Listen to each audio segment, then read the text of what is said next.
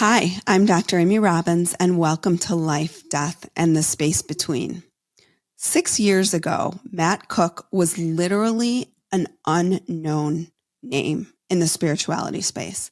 And now he is one of the most renowned manifestation coaches and thought leaders, inspiring a global audience with his modern approach to manifestation and spirituality.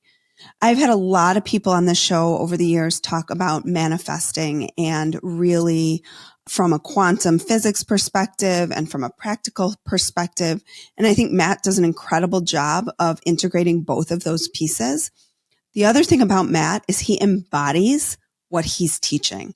And that to me is the sign of a true master of their craft, is when they can step in and really live and practice what they preach. Matt walks his talk, and you'll see throughout this interview, and you'll see through his new book, Beyond Wanting, The Art of True Manifestation, which comes out tomorrow. So it's super exciting to be able, usually I record someone and then it's a while before their book comes out, but I literally recorded this conversation with Matt on Friday, and you are hearing it on Monday. So I'm so excited for you all to hear this enlightening conversation, again, triggered by a spiritual awakening, which I'm loving. All these people now that are coming, talking about their spiritual awakenings and how they opened up to spirituality. So with that, I bring you today's episode with Matt Cooke.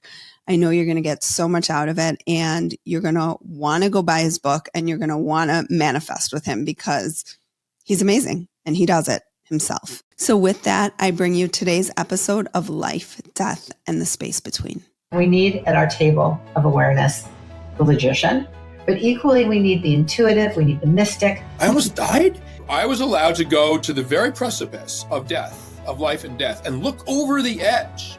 And I was allowed to behold what was there and allowed to come back. Most people aren't. When we talk about being aligned with ourself or being aligned with our soul or hearing our higher self, that's really what we're talking about, is being connected to that divine part of ourself, that light-filled part of us that is connected to God energy, that is connected to everybody here and every experience we've ever had. If more doctors, more professionals can open up to use intuitive gifts in their work, that's really important.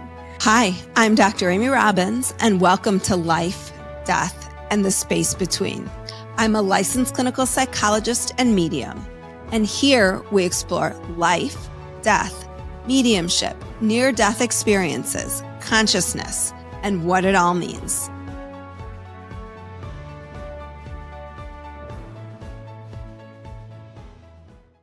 Welcome, Matt, to Life, Death, and the Space Between. Thank you for having me, Amy. I'm excited to chat. So this is a big day because tomorrow is your book launch, The Art of Manifesting. Yes. Beyond Wanting, The Art of True Manifestation. And your life is a perfect example of everything you talk about in the book. So, which will probably take us 3 hours to cover, but highlight reel.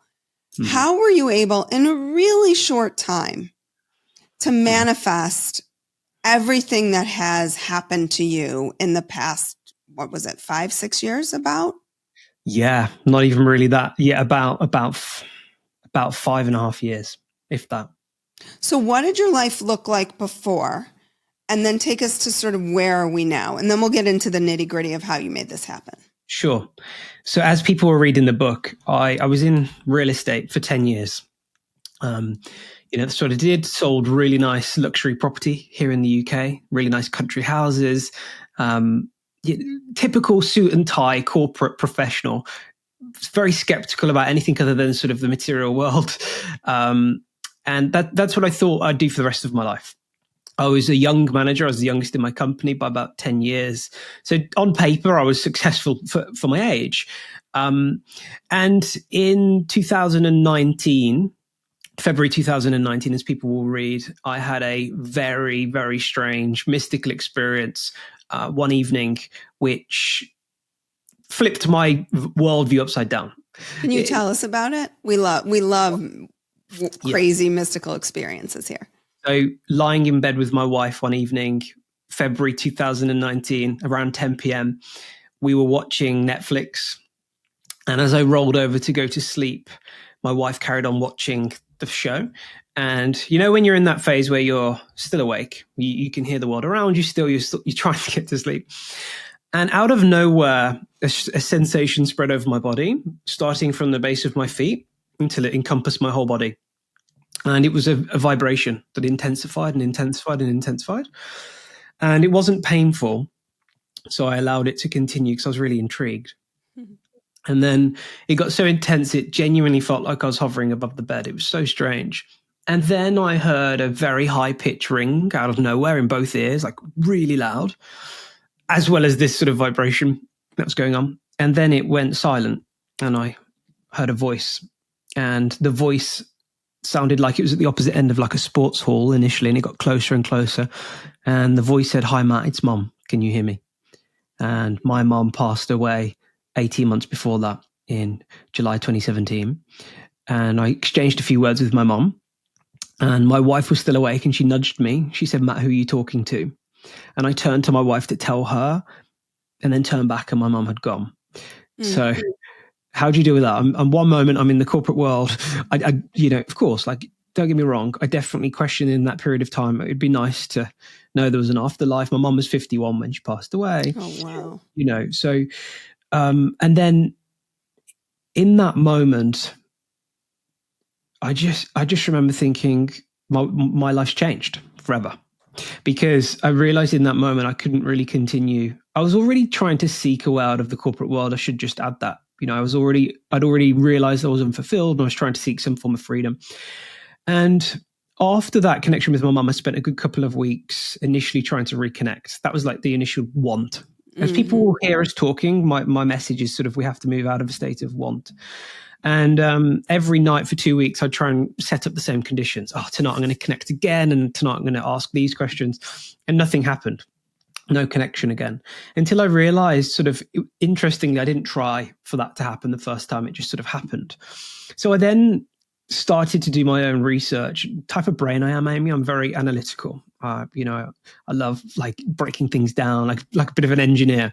And I needed to understand how I connected with my mum and where she was ultimately, And I quickly discovered everything that I'd obviously clearly forgotten in school, which is that everything is energy, So it's an illusion that we think everything is physical. If we drill down into physical reality, everything can be broken down to its purest form, to the atomic level, everything, which is interesting. And then, of course, if you break down the atomic structure further, you arrive at the subatomic level. And then below that, things get very interesting at the quantum level. I sort of got to this realization, Amy, where I was like, okay, if everything can be drilled down to this subatomic level, where does it go beyond that? And then that's where I fell in love with energy. And I'll talk you through how I got into manifestation. I then realized that this physical world, these sort of electrons that pop in and out of existence, well, they appear from this infinite field of information and energy, quantum fields, unifying fields of energy. Mm-hmm. And I realized in that moment, of course, we're only seeing less than 0.0001% of reality. Over 99.9% of energy is invisible fields of energy and information. And we can go deeper if you like, but that's essentially where I started to look. Remember, initially I was just trying to learn to connect with my mum again. When I'm down there on that level, that's when I'm starting to hear this sort of phrase, manifestation, the law of attraction, and that like attracts like. And what do you think it was about? Because my listeners know this, but I also had a spontaneous, spiritually transformative experience, which is what sent me on my path. What do you think, or how have you come to understand what happened in that moment at that particular point in time? Or is it just, No. It's actually interesting. Mystical, magical experience? I thought it was for years, actually. And actually, since writing my book, I sort of pieced it together. Because, you continue, as you know, you just continue going deeper and deeper and deeper and deeper. 6 months before that connection with my mum, I was under a lot of corporate stress and I was struggling to breathe. And my wife's grandmother recommended I went and had some reflexology. I was happy to go with anything that would help. And as I had this session with this therapist, he didn't know me, I didn't know him. as I'm lay there on the couch, he asks me a question. And he said, so Matt, tell me who you are. And I said, I'm 26 years old. I work in real estate. He said, no, I didn't ask what you did for a living. I asked who you are. And Amy, I genuinely didn't know how to answer the question. I didn't know who I was. I knew who the shell was. And in that moment, I realized that I'd been identifying as this sort of corporate real estate guy. But I wanted to understand who this awareness was, who the I was. And to answer your question, for those 6 months, I did some proper soul searching.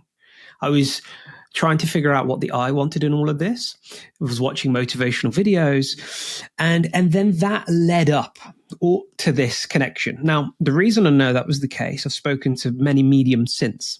They said to me, Matt, do you know why we're called mediums? Because we help people connect on the middle. And I think what I've been doing over these 6 months is raising my vibration, my frequency. And, my mum was able to lower hers. It was the perfect breeding ground, if you like. I've got 2 younger brothers, 2 older brothers, and, there hasn't been a connection like that, but I'm massively spiritual in comparison to them. They're in just 9-to-5 jobs, not aware of this world really. So that was the trigger. Absolutely no doubt about it, because it's all to do with frequency. So that's for sure how it happened. So you were changing your vibrational frequency by exploring more the depths of what your soul really wanted. Yeah. And in doing that opened the door as an invitation. Correct. Yeah, it was absolutely, it was the perfect opportunity for my mum to connect. There was, for her, it was more of a probability that she could connect with me over, let's say, my other brothers, because of the work I'd been doing. I was on a clearer frequency. I mean, it's really straightforward. It's, if we seek to connect to a radio station, which is a frequency of information, we know that we have to become the channel first. We have to decide we want to listen to 97.9 FM. Okay, well, we need to be 97.9 FM first to receive the information. And I think that's what I was doing unconsciously, shifting to a station where it was easier for my mum, to connect, which is manifestation. So yeah, I want to go there. But before we do, because my listeners love these experiences, it sounds like there was there a message, or she was just like, do I have your attention? It was more that. Yeah, absolutely. I've come to understand it now. It's all she needed to do. It was the wake up call.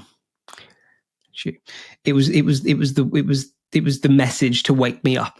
Clearly, whether we agreed soul contracts before our incarnations that this would happen, and I would change direction and be a voice in this field, and she was that initial trigger.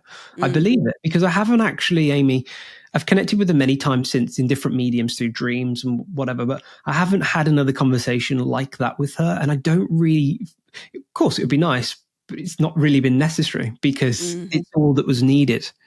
And I think she knows that too.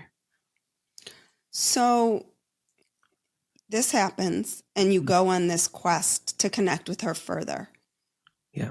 What happens on this journey, and how does it shift from you wanting to connect with her to how can I, in 5 years, have a massive following and a book and be speaking around the world and? I mean, it's amazing.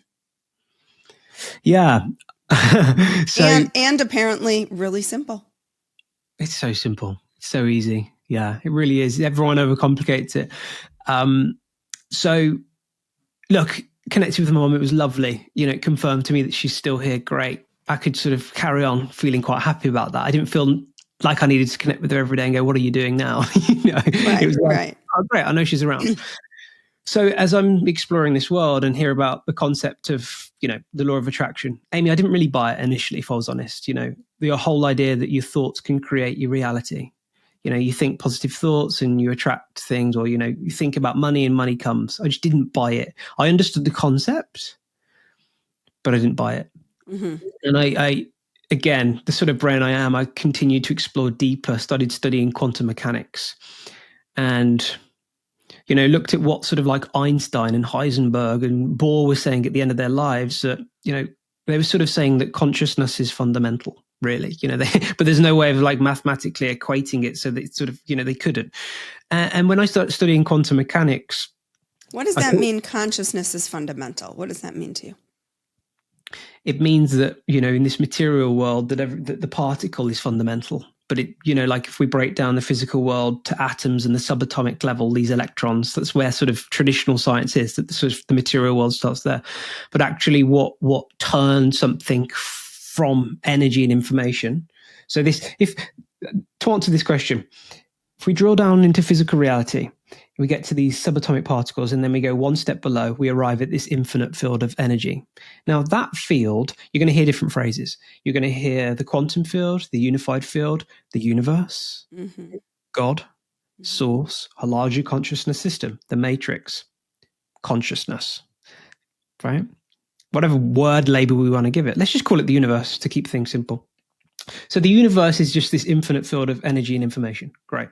Well, what turns it from energy to matter? What is it that turns it? And there's many experiments in quantum mechanics. It's one word, and it's the most powerful word in the universe, and the word is called observation. I was going to say attention, but yeah. Yeah, observation on a quantum level. And that's the whole theory of the wave particle, right? Collapses the wave. Right. Yeah. Okay. Called collapse of the wave function. And, so physical reality is derived and created through either a conscious measurement, a conscious observer. And for me, it was like, this is so simple. It's so obvious, because if we're not aware of that, and I always say manifestation isn't a genie in a bottle. We're always in a state of manifestation at all times. But where's your observation? Most people's observation unconsciously is wrapped into their program, their default mode network, their belief system that, success doesn't happen to people like me. I'll be alone forever. Money's hard, and that observation is wrapped within that paradigm. And what they don't realize they're doing is thinking those thoughts, feeling equal to it, and sending out an intention, an observation. And that's why people see sort of the same patterns in their life. Now, the work I do is I teach people that the observer is separate from the program. It's called metacognition, as I'm sure you know, the whole term to think about what you're thinking about. But if we're not practicing being the witness and the watcher and the awareness, that observation actually entangles within a program. So the key, I always say, as people will read in the book, the first stage of manifestation, of course, people know what they want, but is to actually practice self-observation. Actually first become the scientist in your own brain and look at what you're observing. Like what's actually going on in there? Because that is actually your prominent observation of reality, which is what manifests. Okay, so can you break that down and give an example? Yeah. So I love this scene in Lord of the Rings, and it's a scene where Gandalf is on this bridge.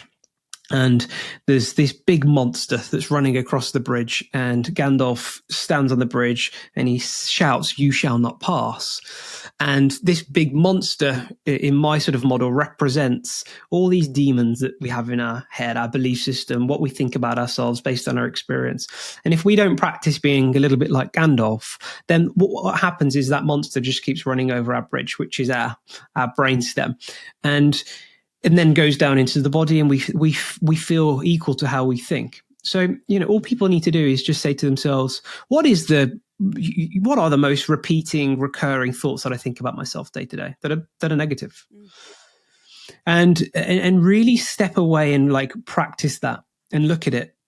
And once you start to catch it and understand it, you can then practice this separation and this awareness, so you can then become a little bit like a gatekeeper, where you can begin to watch those thoughts. You can begin to understand consciously what triggers those thoughts, and as you practice that awareness and that observation, we can start to reframe those thoughts, which is powerful because we're always in a state of manifestation. But also what we can do as the observer is we can take what we're seeking to manifest, and we can visualize it in our head in meditation as if it's already done as well. So that's sort of the difference between cognitive behavioral therapy and taking it to the next level of manifesting.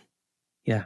Is rather than just observing your thoughts and challenging those thoughts, which is part of CBT, you are visualizing a different outcome for yourself and paving kind of that pathway.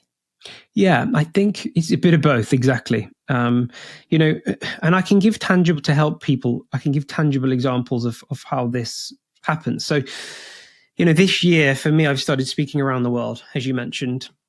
And for the years before that, I was very comfortable coaching in my office and doing content on social media and doing podcasts. And I was very aware all of a sudden of this like limiting belief, this thought that no one will actually attend my events. And it seemed silly, right? It was like I had this fear around like launching an event because I'd be like, oh, I'll be let down. And so what's really good there is I use my intellect to intellectually figure out if it's true. And I look and I go, well, Matt, it makes no sense with the nearly 1 million followers on all platforms. Do you really think no one will come? No, I don't. That's just a load of rubbish. No. Okay, but where does it actually? Let's resonate with it though. Where does it come from though? So I thought about it and I sat with it and I thought it's interesting because actually I've been really let down by family at personal events, whether it's weddings, christenings, you name it, always let down by your nearest and dearest, and it hurts. So of course what happens is the repetition of that happens, builds a paradigm. And then of course when I start planning events, well, it's just trying to protect me from what it thinks will let me down. So then now the awareness was able to break down that and understand it. And all I did in that case was understand what the default limiting belief was and reframed it with a positive affirmation that I just kept repeating every single day in every way for a good couple of months until eventually it started to fade. And I kept taking action and doing events and would sell out events, and people would say, Matt, and I'd share this at an event and people would be like, oh, I flew in to see you. And the evidence of that then helped me reframe it, and that's sort of how it works. So what was the initial reframe? Every day in every way, beautiful souls from around the world seek tickets to see me speak. So it was really a visualization of what was going to happen, or what was, what you wanted to happen. Yeah, right. So this, when I say visualization, you can write something and visualize it, or you can, do a meditation and rehearse a scene for something you seek as well. So with my manifestation practice, as we'll talk about, I'm doing several things. I'm reframing limiting beliefs. As I've just shared with you, but I'm also taking what I'm seeking to manifest and also rehearsing it mentally too. So there's a, and that's the thing, right? If we only focus on what we seek, if we only visualize it, but we don't try and tackle our limiting beliefs, they're well trodden. And I think the latest science tells us that 95% of who we are is subconsciously programmed. So we can have all the conscious desire and intent to seek something, but I think at the same time we have to really try and change the storehouse of the subconscious, the deeper program, and it's uncomfortable. But neuroplasticity tells us that at any age we can rewire our brain. So, yeah. So for those people who think, why do these things keep happening to me over and over and over again? And I'm thinking to myself, I want to manifest that relationship that is loving and caring, and we are traveling the world and coming home to our loving family of children. And I keep trying, but it's not happening for me.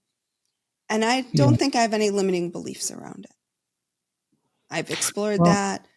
So where's sort of the answer? Is that there are unconscious limiting beliefs that we are still unaware of?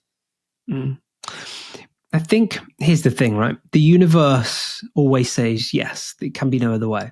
So, if we say I want more money, it will say yes, and we'll continue to manifest more wanting of money. If we want this perfect relationship, the universe will say yes, and we'll continue to experience more wanting of that relationship. That's the sort of core message of my book. I'll go deeper here. It's as simple as if we look into a mirror, a physical mirror, and we have a sad face, and we say, I'd love to see a smile. I'd love to see a happy face. I'd love to be in that happy relationship. Do we honestly think that mirror will smile first?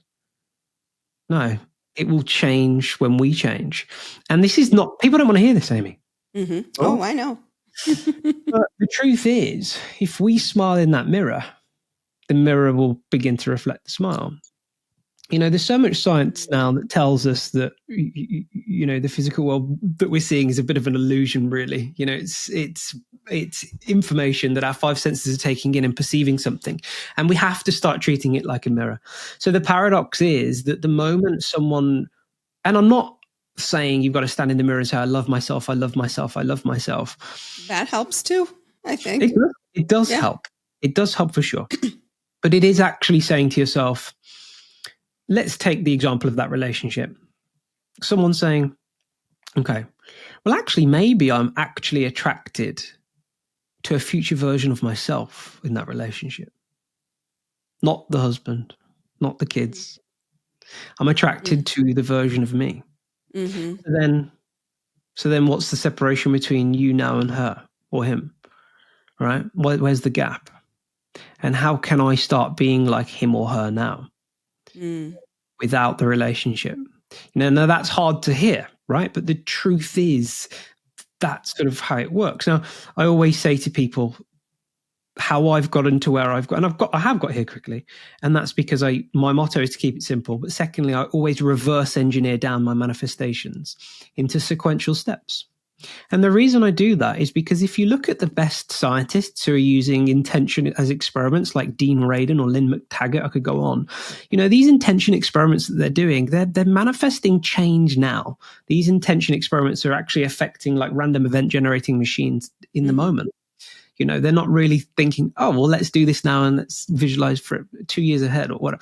So it sort of makes sense to me to get clear on a vision for like a year out and then keep reverse engineering it down and down and down and down and down. In terms of how you're going to get there? Reverse engineering. Exactly. So like seeing them, like if someone takes now what they seek to manifest as like a vision, as like at the top of the ladder, say to yourself, okay, well, there's rungs on that ladder. If I could break down this manifestation maybe into 5 steps, what do I think it could look like? We're not trying to control it. We're still allowing the universe to manifest the steps. But what do I think that process would be? So, for example, in a relationship, someone might be visualizing being married with kids. As we know, there's a process involved there. So I often say to myself and my clients, what do you think would be the next step from where you are to the next step? What would that look like? And someone might say, well, meeting someone, okay, great. Could that be reversed anymore? Could you start just for the next couple of weeks, just observing yourself, get clear on this version of you and then say, what are the gaps actually? Am I thinking like this version of me? Am I really trying to be like her or him? And that's sort of the work, the ugly work in a way, but how I've helped people manifest love, and I've helped a lot of people, is they all get to a point where in the end they fall so in love and excited for sort of like almost what's happening now. Because this is the paradox with love. The moment you really fall in love with now, so many other wonderful things start happening as well. So I've worked with so many clients who've actually said to me, and they were desperate, it's just, oh yeah, I'm not really thinking about him or her at the moment. I just know it's going to happen. And the moment they say that, I just know they're going to message me within like a few weeks or a few months and say, yeah, you're not going to believe it, and it just happens every time because it's law. There's no other way to, like, it's law. It's not a genie in a bottle. Thank you all so much for helping me push into the top 10 of spirituality podcasts. I could not be more excited and more grateful. And so much of this is because of you. It's been a while before I've shared all the different ways we can work together. So I wanted to make sure that if you are interested, you know how you can find me and what you can expect. So obviously you can continue to find me here on the podcast for free. If you could rate and review the podcast, I would be so grateful. And make sure you're subscribed either anywhere you get your podcasts or on YouTube so you don't miss an episode. Also, I have an online community. All of this will be listed in the show notes. This is an excellent opportunity if you really value the podcast to support the podcast. I do all of the podcasts myself, other than these random dynamic ads that you hear placed in. It is completely self-funded, except for that and the help that I do get from some of you who are part of my circle community, for which I am so grateful. Every little bit helps me so, so very much. Other ways that we can work together. If you do not have my Essence workbook, you can get that online completely free. Just go to my website and sign up. This is my workbook. You get a meditation and a little bit of my course to tap into your essence.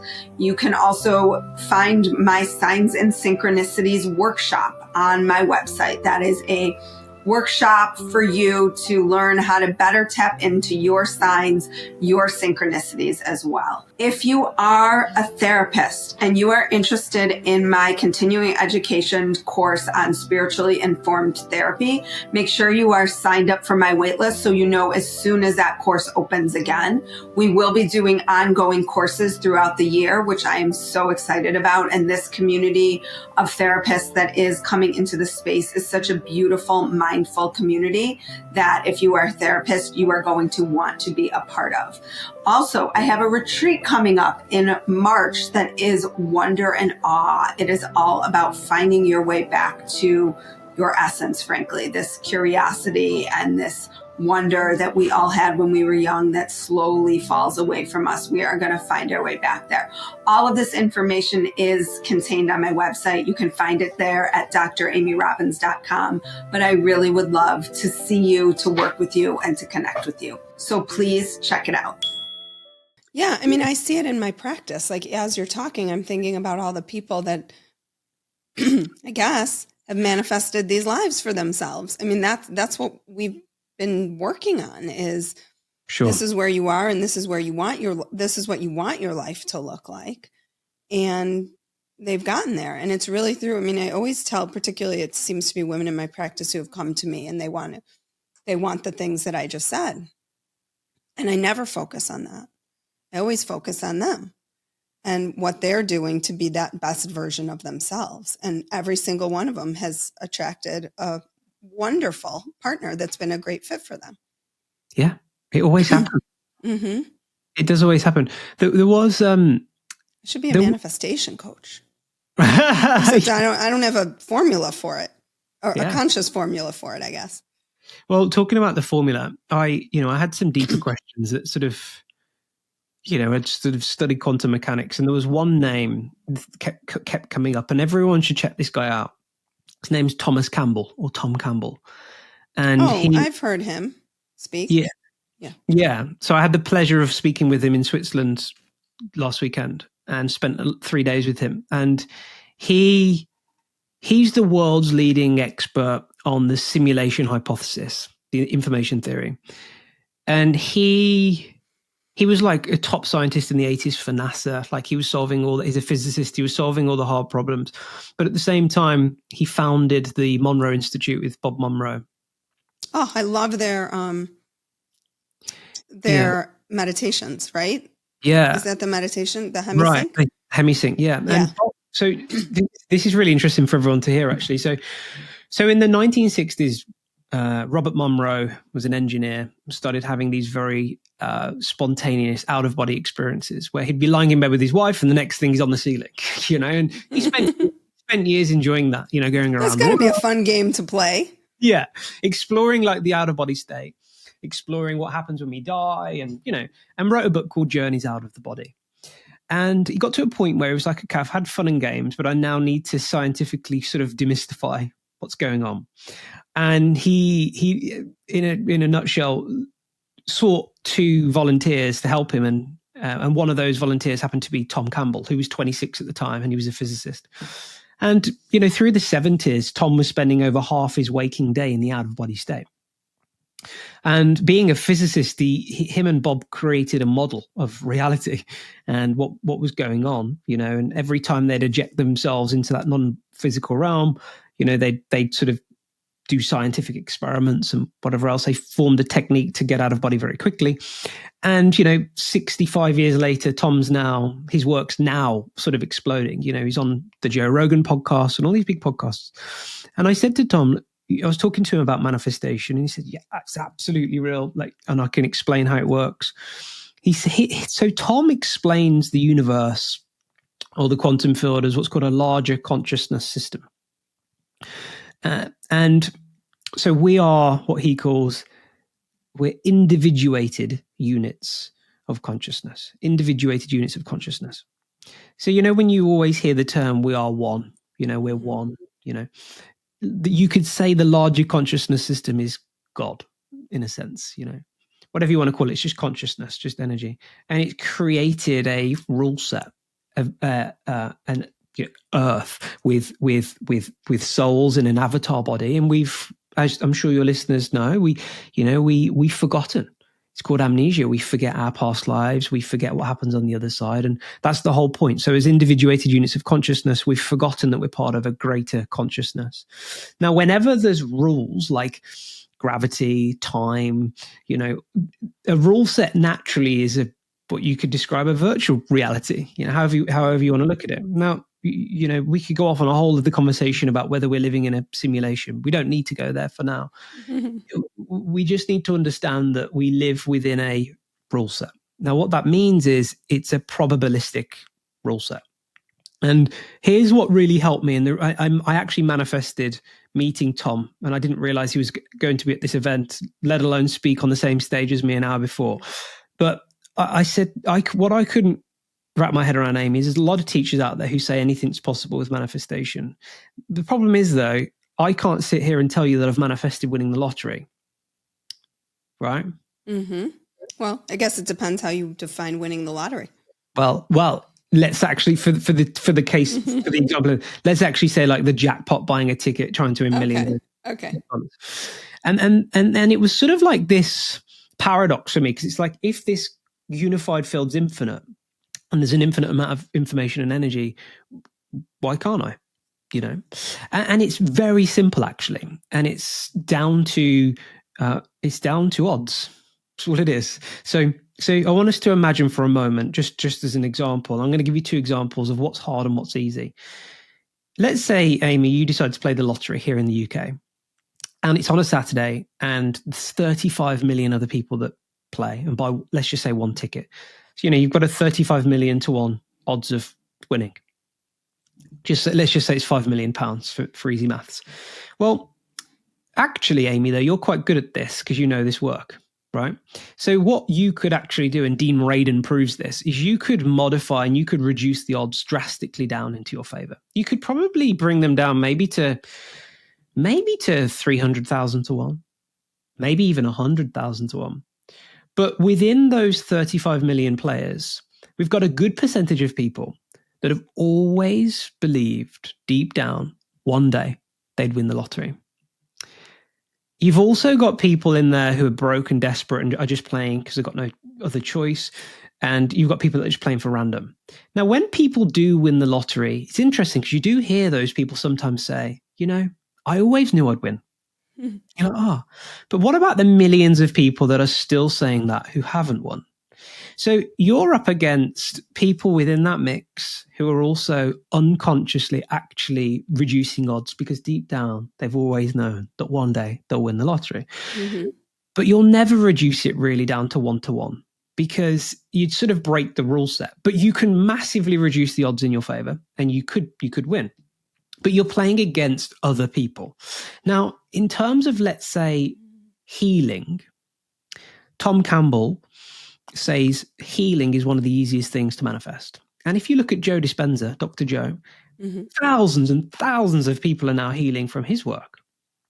Now, Tom says when someone's got an illness, apart from like their loved ones being an influence in the medical professionals, they're not actually playing against anyone else. Mm-hmm. It's just 1-to-1. Right. And so the uncertainty around that is huge. And what that means is there's so many different ways that person could heal. It could take months for them to heal. They could heal within one meditation. They could live with the disease or illness for years, or they could unfortunately die very quickly. What's going to modify, though, that the outcome is that individual's intention. And that's why we see the placebo working so well. Someone gets given a sugar pill thinking it's a miracle drug. And of course, they heal almost instantly. It's bizarre. But they're not playing against 35 million other people. Right. So Tom said to me, it's a probabilistic universe. And what we're doing with intention is we're reducing the odds of it happening in our favor.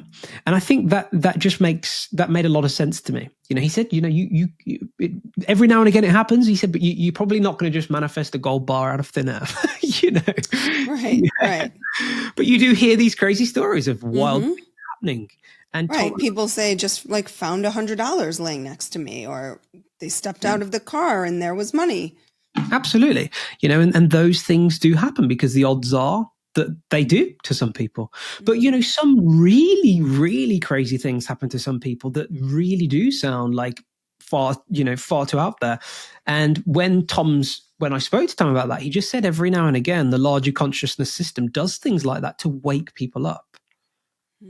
Because the waking up of those people, you shared your story, I shared mine. Without those two things, maybe you and I wouldn't be here right now having this chat. Probably not. There's no way. There's no way. So, the system does that, the large consciousness system, to wake people up, to help them evolve towards, well, there's one word and it's love, because love lowers entropy, which creates order and structure and helps the universe continue to thrive. So it's, just fascinating. But the one key word is intention. Intention modifies the probability of things happening.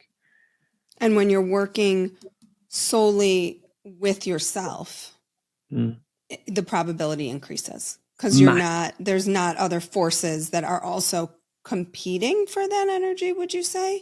Correct. Yeah. Okay.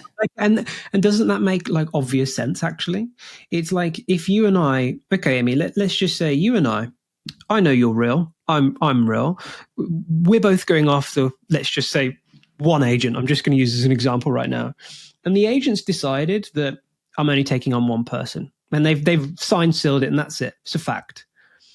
Well, now you and I have a 50-50 chance. And, we can both play that game, but I might be slightly better than you, maybe, and that's all it is. It's like intention modifies it and might steer the odds slightly in my direction, might steer it 60-40. But we start throwing two other people in that, and then our odds have drastically changed, haven't they?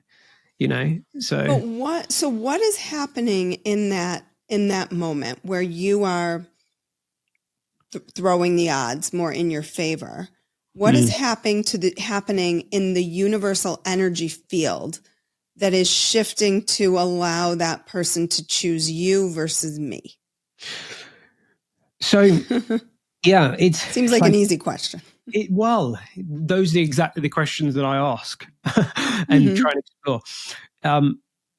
The universe is taking like a random draw at all times from this probable distribution field, if you can try and imagine it.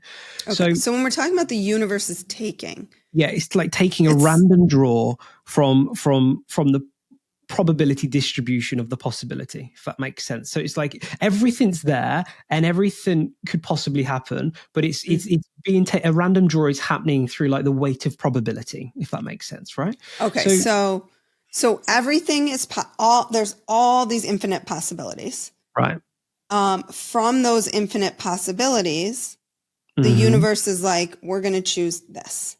Taking a random draw, exactly, from the probability of the possibility, and the probability is like the most weighted probability. So it's so. Let's just take, for example, like a leaf that's on my lawn. And, there's an infinite amount of possibilities that leaf could sort of move and shake and turn around. But if it is like rendered sequentially, then if the wind's blowing in the east, then the probable possibility of that wind is that the leaf just follows the trajectory of the wind, right?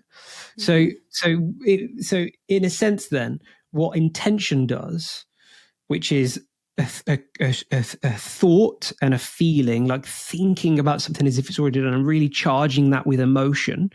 And everyone should research the Heart Math Institute because they've shown how powerful that is. That intention and that signal, in a sense, sort of begins to sends like a signal to that probability and like nudges it in your favor, if that makes sense. And that's what it does. Like intention modifies the probability of things happening. Gosh, it's so hard to conceptually really understand, because in some ways it feels magical, and yet I know in many ways it's very mathological. Mathological, a new word. Mathematical. Right. Right. Yeah, but it really is magical though as well, because when you actually stay, like, here's the thing, when we're so focused on one thing, it's so much easier if you just stay open to the possibility and the magic of being blown away. There is so much, that is just like that person healing. There's so much more room in that, in being open. Mm-hmm. And holding intention around the possibility of being blown away by the universe is it steers those probabilities in your favor. Whereas if you just go, this is the only path. Right. Yeah. And that's your intent. You're sort of like, you're not steering the magic of every other possibility your way. And then actually what happens when it doesn't manifest is you get really frustrated and and then the frustration is also intention, right? So you could then unconsciously begin to shift probabilities that are more aligned with frustration as well. So that's why it's so much easier to just sort of have an idea of where you're going, but be open to allowing how you get there, perhaps. Yeah. Right. And also it's worth noting too that if you continue to hold the intention of, magic and awe and being blown away, those subtle nudges and those subtle shifts over a period of time, like we've spoken about how in 5 years I've got to where I am, it's because I'm constantly doing it. It's like I don't know I'm not going to try and say it now because I don't want to mess it up, but there's like this great sort of equation of like, if you just show up like 1% better than the day before, like how much like that changes the trajectory of your life just by that little 1%. And it's the sort of same thing. It's just every day, just sort of nudging the probability in your favor over a period of a few years. It's just like, how have you done that? And that's I think with manifesting where a lot of people get hamstrung is they think, I'm just going to put it out there and not do anything about it. Right. And yeah. No, go ahead. Yeah, no, look, you've got it's a wish in the wind, that is, you've got to continually show up every single day and sort of, I call it sort of like throwing a frisbee out, just sending that signal out, putting it out there and then getting out of the way. And my sort of job, like I have a practice in the morning, it's about an hour. And then throughout the whole day, I call it playing tennis. I'm on the baseline. I'm making sure that I'm going to get triggered. I know I am. I'm going to get triggered left. I'm going to get triggered right. How quickly can I get back to that baseline, the recovery line, and not allow myself to be triggered or fall unconscious. And, I just want to get out of the way. I want to try and see the signs. I'm not going to force the signs. And, if nothing happens that day, no worries.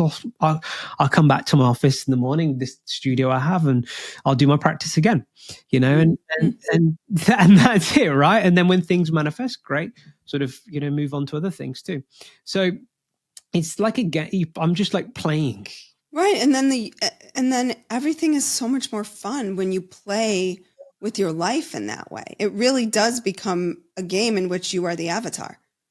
Absolutely. And that is actually now, with the rise in AI and so many other great minds, we are leaning to that sort of whole simulation hypothesis that, that this isn't fixed and actually, reality can be modified just through your observation and your intent, so how do you want to play your game? I had a moment this morning. I was leaving the gym and I looked around and I was like, are all these people just characters in my video game? Like everybody's just there. Everybody's like doing a different exercise. And I was like, this feels bizarro world to me. Like I'm leaving my class and all these little people around are just like in Lego world or whatever, the Lego movie where each different person is like doing a different exercise and they're just all characters in this game that I'm in today. I actually asked Tom Campbell that question. I said to him, does everyone that I'm like walking past, are they real? And he said some of them are what he calls NPCs, non-player characters. Oh, my kids call NPCs all the time. That's like a kid kid term. Yeah. But in the simulation hypothesis, there's a lot of NPCs. But I said, yeah, but I could go up to one of them though, and they'll have a story. And he said, yeah, but in that moment, the larger consciousness system will play through them. So, he said, if someone just randomly comes into your life out of nowhere, say something to you, helps you, and then just moves on with their life and you never see them again, that could have absolutely have been an NPC who was just there for the moment to wake you up, help you, and move on. And you have no idea who they are, how they helped you, how to get in contact with them, and you never hear from them again. You know what's like so trippy to me right now, but no one else can know this because they haven't lived my week this week. Yeah. Is that every conversation that I've had has been about these same things. Like, and I don't know when people sign up for podcasts, who's going to sign up and when they're going to sign up. It's randomly generated, right? I send out a link, but all three of my conversations have all been similar. And then I presented at something this morning. I presented for a group of therapists and we were talking specifically about, I called it like a divine intervention where someone comes in, it feels like an angel, they leave, they're not real. You can't find them. This was someone who talked about something that happened with an Uber driver who like showed up and then she could never see his face because every time she tried to catch a glimpse of his face, the sun was shining or the mirror was reflecting. When she got out of the car, she went to say goodbye and he drove off before she could say anything. And there was no receipt to know his name. And I was like, oh my God. Like I've always said it's like an angel or some sort of divine intervention. But now I'm going to think of like a little Lego man coming and NPC, a non-player character who's played by the larger consciousness system in divine time in that moment to wake you up and help you understand exactly what you need to do in that moment, but you'll never see them again, Oh my God. This is so cool and so fun. And that's another thing when you actually hold an intention for like being open and ready for guidance and help, like that's when you might see these characters sort of start showing up, I'm gonna play this game. Well, look, how many NPCs can I find? I know, right? It's truly fascinating. But this is my mind. I needed, for me anyway, being analytical science demystifies the mystical. Mm-hmm. So speaking to, someone like Thomas Campbell, who's a physicist and solved the hard problems for NASA, and he's credible, of course. And to hear him talk about manifestation in a completely unique way was like the icing on the cake for me. Mm-hmm. So, but it really is as simple as your intention can modify probabilities. It's as simple as that. But the question is, where's your intention? Because your intention is how you're observing your reality. Is your intention conscious? And are you conscious to going, okay, that's the vision, that's the manifestation. I'm going to observe it as if it's already done. I'm going to act, think, feel, behave, and show up like that future version of me in the present moment. And I'm going to consciously reframe any thoughts and beliefs that are out of alignment. And that's the model. And that's where awareness and meditation and all these practices come in, is because you can't be of an observing ego if you are so in your ego all the time. Exactly. Yeah. And most people, like if you stop the average person in the streets and say, do you know you're not your thoughts? They'd think you're crazy. What do you mean I'm not my thoughts? Well, you're not, because if you're aware of your thoughts, if you can hear your thoughts, who's the one sort of listening, So it's a really powerful, simple practice, And this is the beautiful thing. This is why I love and adore this work, because it works for everyone. Right. Because we're all creators. And do you know why? Because we're all sparks of a larger consciousness system, which created everything, So can you, I have like a million questions that we didn't even get through, but that's fine because I love this conversation. Can you walk us through where's my note? The collapse of the wave game? Because I think it's it's in the beginning chapter of your book. But I found it to be really interesting and seemed like a simple way to sort of step into some of this. And by the way, there's a million amazing exercises in this book. So we're not giving anything. You're still going to have to buy the book to get all these great ways to make this happen for yourself. Well, that's why I did it, because the reason it's practical as well as like the science and the stories and the, it's a mix of everything. Is I think if someone is a little bit skeptical, your best evidence is always going to be your own practice, So the collapse of the wave game, like I've said, the collapse of the wave function is the way energy, which is what you're manifesting from, turns from energy to matter is observation. So when we say collapse of the wave, the energy is known as the wave, physical reality is known as the particle.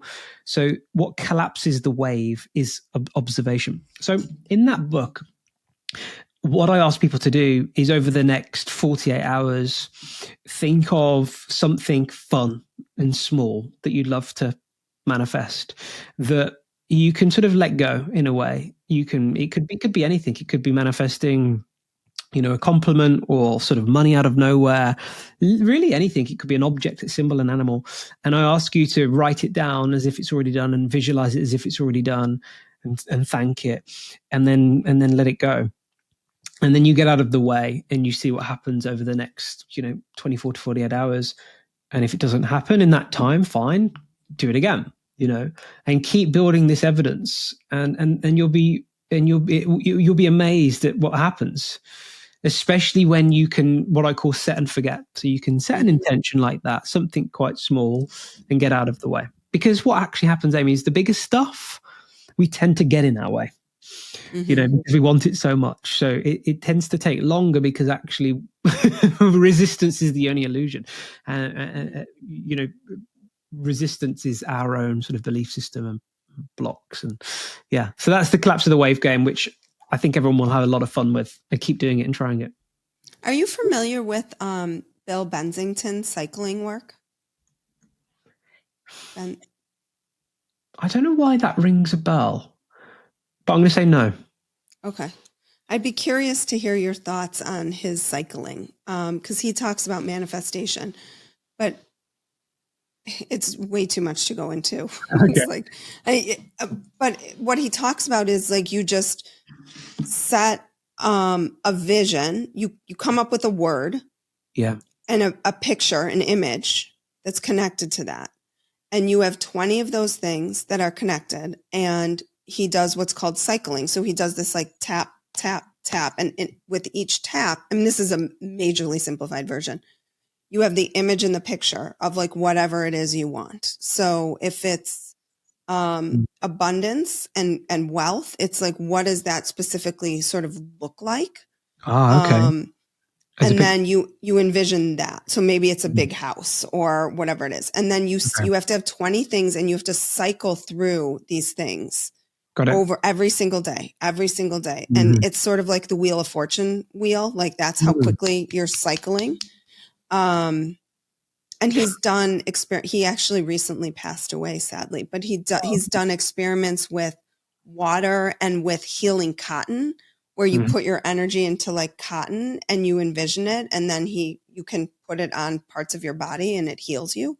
Wow. Again, this is a very dumbed down version because I would have to go back and relook at his work again, but I would just be curious to hear your thoughts on how that is with what you do. I know exactly how. So these are all tools. Now, I think the truth is, Amy, we don't need any tools to manifest. It's because consciousness is fundamental, and that's what we are. All we need is to think it in our head.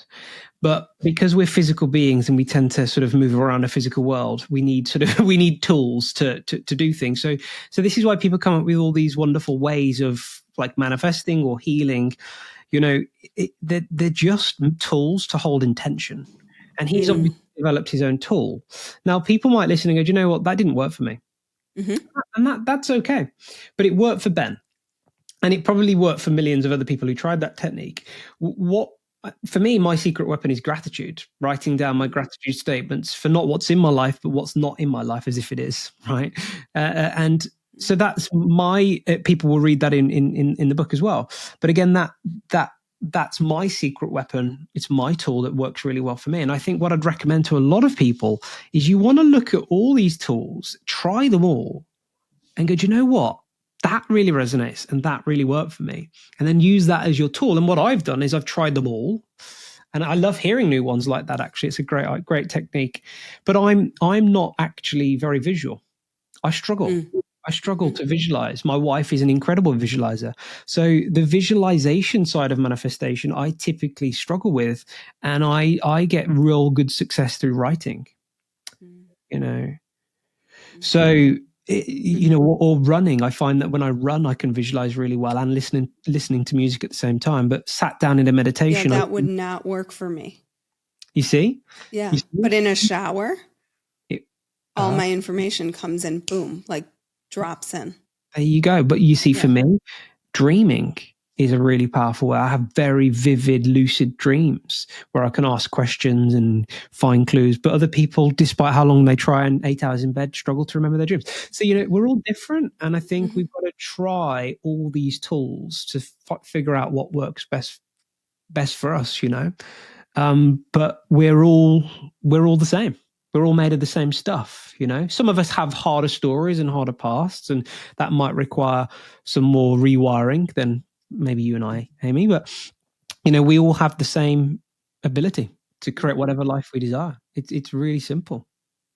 So 2 more questions. What is your life looking like, and how did it change? You're clearly not the real estate guy that you were 6 years ago.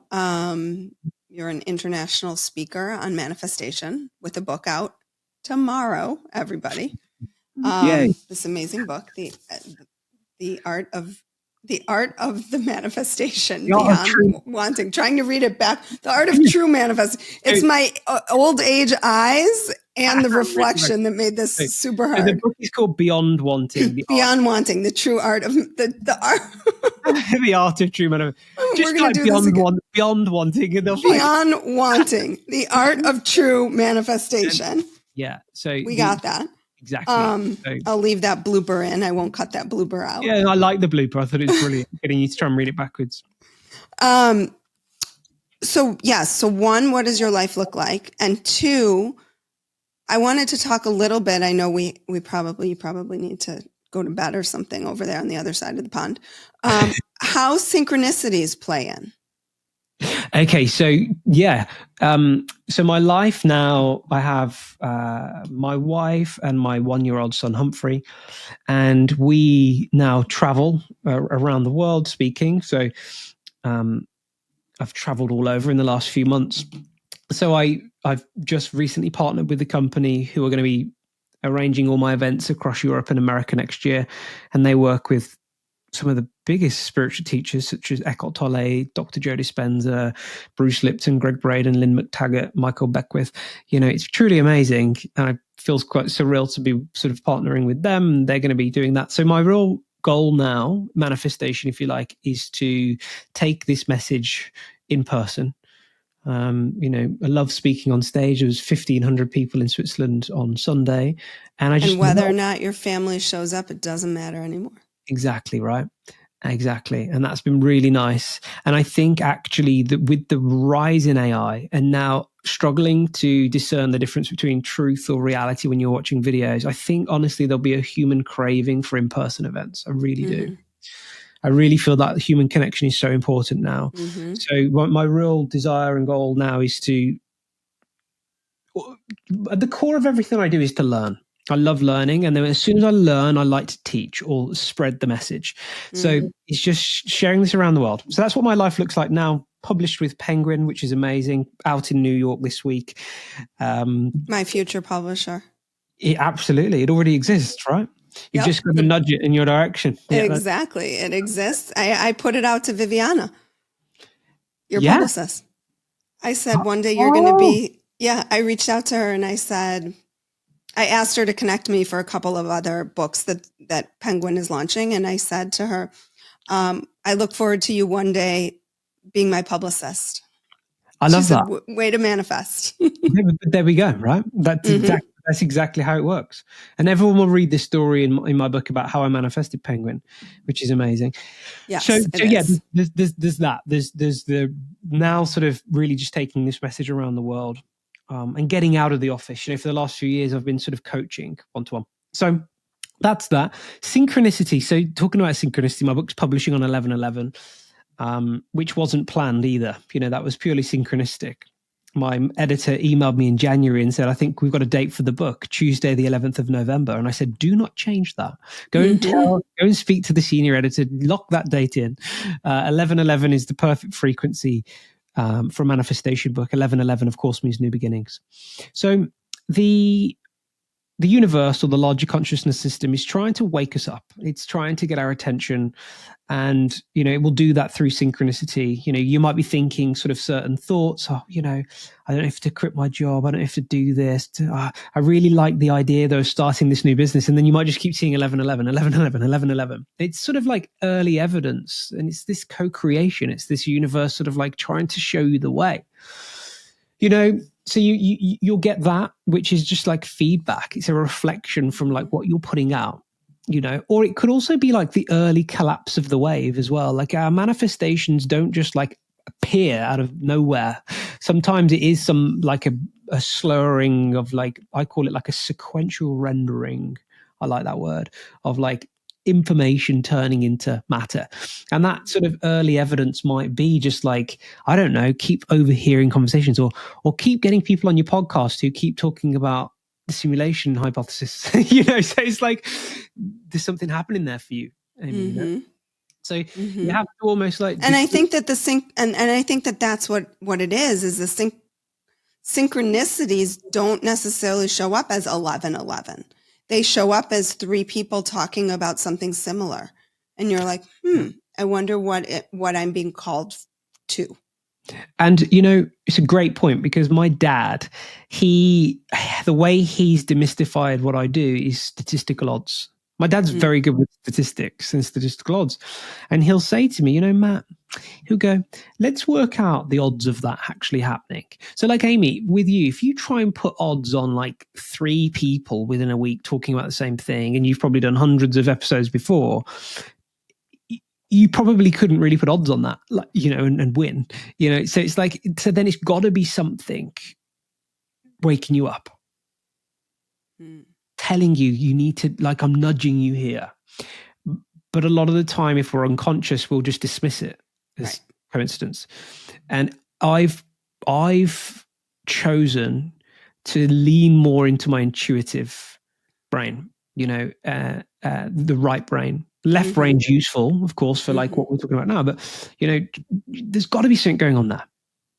And where's it going to lead me?